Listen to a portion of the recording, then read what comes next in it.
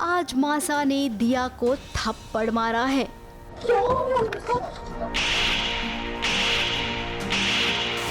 ये वो दिया है जिसे बचपन से मासा ने पाला है, अपनी बेटी से भी बढ़कर प्यार दिया है, अपने घर में मान सम्मान दिया और कभी वो ये भी चाहती थी कि मोक्ष की पत्नी दिया बने। लेकिन मोक्ष को अब निशिगंधा से प्यार हो गया तो इसमें मासा भी कुछ नहीं कर पाई। तुम समझ नहीं पा रही हो?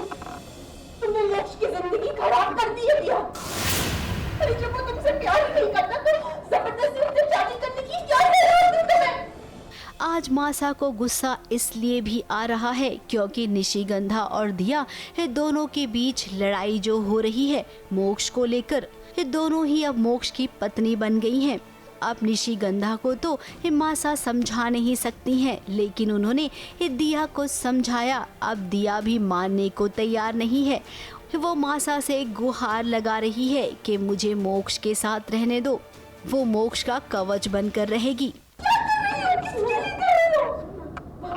मैंने जो कुछ भी किया है वो अब जहाँ बेटे की जिंदगी की बात आती है तो कोई भी माँ सोचती नहीं है, जैसा उसे ठीक लगता है वैसा ही करती है। इसीलिए देखिए मासा ने दिया को सदा सुहागन का आशीर्वाद भी दिया और निशिगंधा जो पीछे से आ रही है, जब उसने मासा से कहा कि आपकी बहू कौन है, तब मासा ने कहा कि निशिगंधा मोक्ष की पत्नी तुम ही हो और उसे भी इस सदा सुहागन का आशीर्वाद दिया। हाँ, अब दोनों को तो आशीर्वाद देना ही पड़ेगा ना, क्योंकि दोनों ही मेरी बहुएं हैं।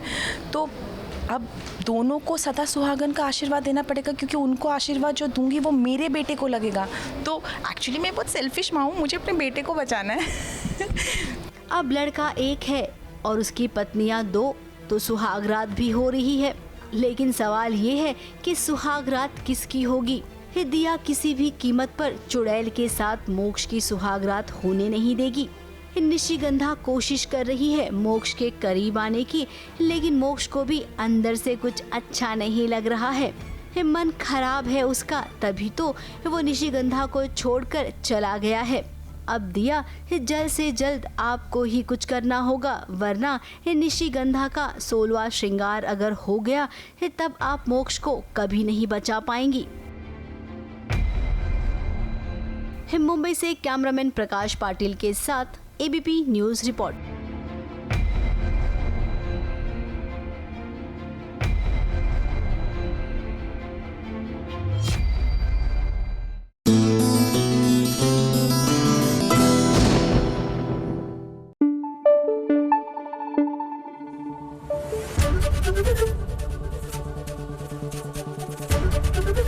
एबीपी न्यूज आपको रखे आगे।